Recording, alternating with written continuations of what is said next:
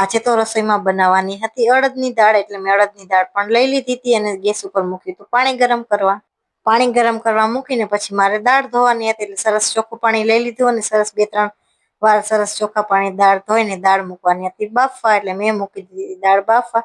દાળ બાફવા મૂકીને પછી મારે શાક વઘારવાની તૈયારી કરવાની હતી, એટલે આદુ લસણ મરચાંની સરસ મજાની પેસ્ટ બનાવવાની હતી, એટલે સરસ રીતે બધું પીસી નાખ્યું ને પછી કરી લીધી હતી શાક વઘારવાની તૈયારી.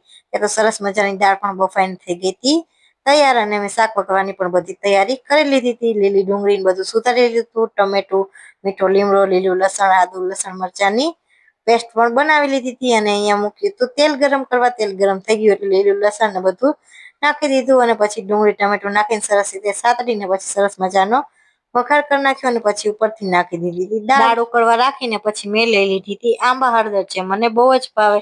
પેલા મેં છાલ ઉતારીને પછી આંબા હળદર પણ સુધારી નાખી. તમને ભાવે કે નહીં કોમેન્ટ કરી દેજો. અને પછી અહીંયા આપણે લઈ લીધી હતી 1 વાટકો છાશ છે નાખવાની હતી આપણે દાળમાં. દાળને ઉકળવા દીધી પેલા અને પછી જે વાટકામાં આપણે છાશ લીધી હતી એ છાશ નાખી દેવાની હતી દાળમાં. પછી છાશ દાળમાં નાખીને પછી એને પણ ઉકળવા દેવાની હતી. ત્યાં તો મમ્મીએ બાજુમાં જો રોટલા બનાવવાનું ચાલુ કરી દીધું હતું. એક બાજુ દાળ બનતી હતી અને બીજી બાજુ મમ્મીએ જાર બાજરા મકાઈના રોટલા બનાવી નાખ્યા.